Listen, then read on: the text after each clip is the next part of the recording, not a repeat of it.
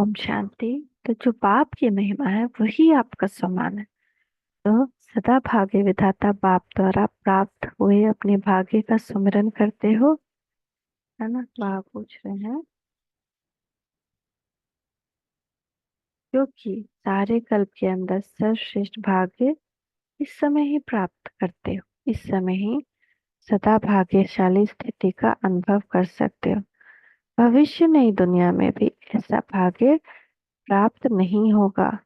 जो जितना बाप बच्चों को श्रेष्ठ भाग्यशाली समझते हैं उतना ही हर एक स्वयं को समझते हुए चलते हो। इसी को कहा जाता है सुमान में स्थित होना। मन वचन कर्म तीनों में ध्यान रखो। एक तो सदा समान में रहना, दूसरा हर कदम बाप के फरमान पर चलना। तो समान और फरमान, इन दो बातों को याद रखना है।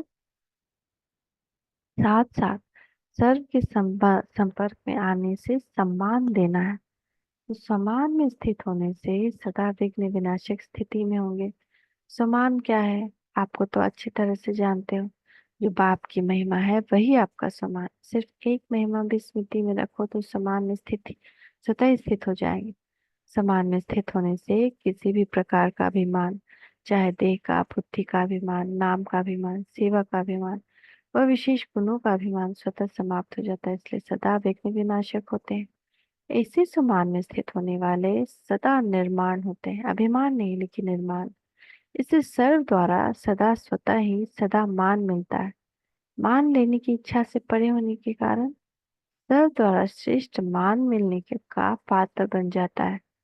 यह अनादि नियम है। सर्व द्वारा मान मांगने से नहीं मिलता, लेकिन सम्मान देने से, समान में स्थित होने से प्रकृति दासी के समान समान के अधिकार के रूप में मान प्राप्त होता है। मान के त्याग से सर्व के माननीय बनने का भाग्य प्राप्त होता है। जो हम मान शान का त्याग करें तो हम सर्व के स्वतः ही माननीय बन जाते हैं। जैसे सम्मान में रहने वाला बालों का सिर्फ इस एक जन्म में मान नहीं होता, लेकिन सारे कल्प में आधा कल्प अपनी राजाई फैमिली और द्वारा और प्रजा द्वारा मान प्राप्त होता है, और आधा कल्प भक्तों द्वारा मान प्राप्त होता है।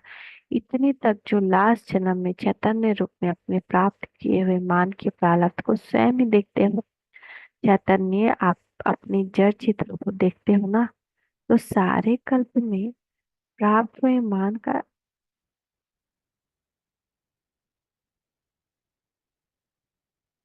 आधार क्या हुआ? तो अल्पकाल के विनाशी मान का त्याग, अर्थात समान में स्थित हो। निर्माण बन सम्मान देना, ये देना ही लेना बन जाता है ना। हमको कोई कुछ भी कर रहा, हम निर्माण है, हम सम्मान दे रहे हैं, हम समान में स्थित है। हमको भगवान मान दे रहा है, सम्मान दे रहा है, तो हमको और किससे क्या चाहिए। तो सम्मान देना अर्थात उस आत्मा को उमंग उत्साह में लाकर आगे करना है।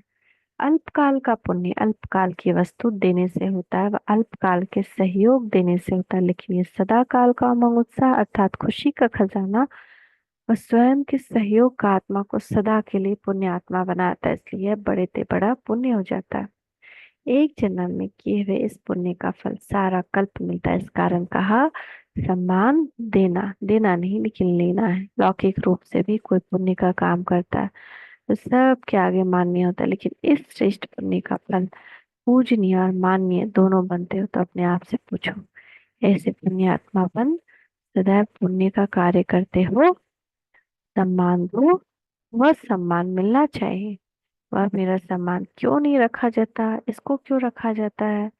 लेने वाले हो या देने वाले हो, यह भी लेने वाले की भावना, रॉयल बिगड़पन अर्थात भिखारीपन। तो समान और सम्मान, समान में रहना है, सम्मान देना है ना। कभी हम पूछते हैं ना कि आप इसको तो बड़ा सम्मान देते हो, इस सबसे तो बहुत अच्छे से बात करते हो, लेकिन मुझे सम्मान नहीं देते ना, मेरी बातें नहीं सुनते।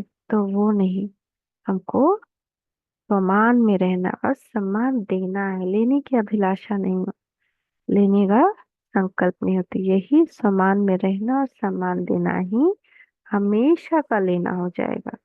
कल्प कल्प का, जहाँ प्रजा सम्मान देगी।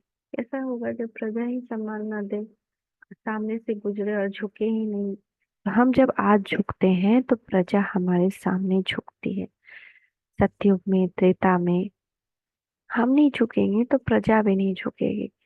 और वैसे ही हम झुकते हैं तो द्वापर में सारी भक्तात्माएं शीश झुकाती। हम नहीं झुकेंगे तो वो भी नहीं झुकेंगे। इसीलिए अभी का देना ही कल्प कल्प का लेना है। Thank you Baba, thank you, शुक्रिया बाबा, शुक्रिया। ओम शांति।